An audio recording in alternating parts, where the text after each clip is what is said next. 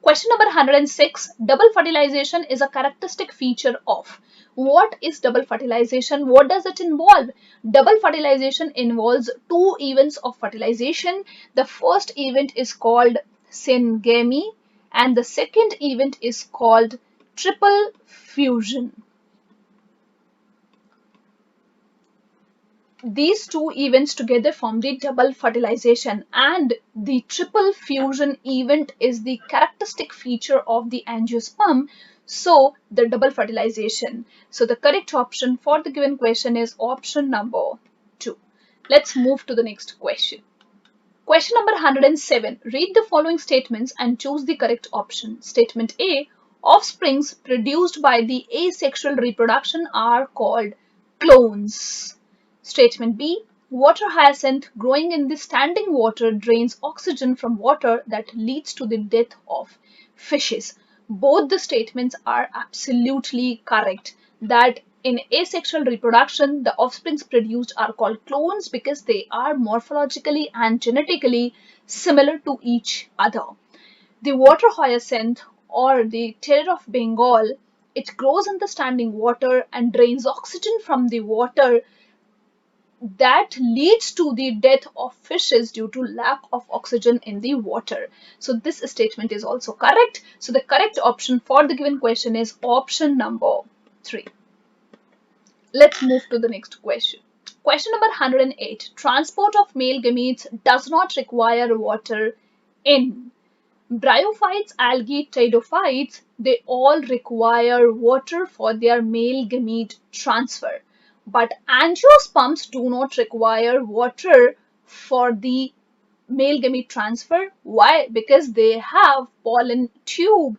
Even the plants which are water pollinated, they also use the pollen tube to transfer the male gamete, not the water. So the angiosperms and the gymnosperms, they have pollen tube for the male gamete transfer, but the lower plants such as algae, bryophytes and the pteridophytes, they require water for the transfer of their male gamete. So the correct option for the given question is option number 4. Let's move to the next question. Question number 109. In aquatic plants such as water hyacinth and water lily, pollination takes place by.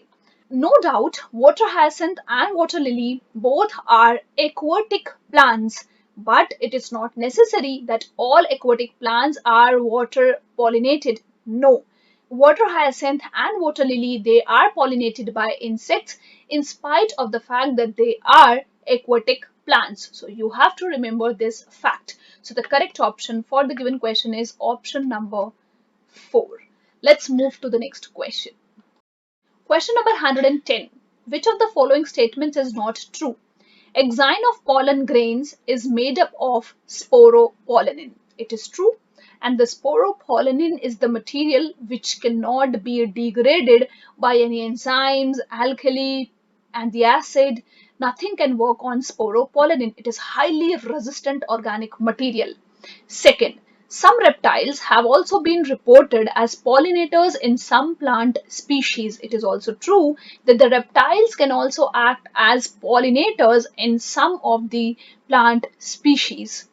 Third one, pollen grains of many species cause severe allergies. Yes, you must have heard about the allergic reactions which can happen in the organism, in the humans also, due to pollen grains. So pollen grains can be allergens also. Fourth, nuclear polyembryony generates new genetic combinations leading to variations. No. Nuclear polyembryony means the embryos are formed by the nuclear cell, and the nucleus is the cells which are present in the ovule. So they are the maternal cells, and if directly a mother cell converts into an embryo, there will be no fertilization, no variations, no combinations, no genetic combinations. So nuclear polyembryony cannot generate the new genetic combinations. So the correct option for the given question is option number 4. Let's move to the next question.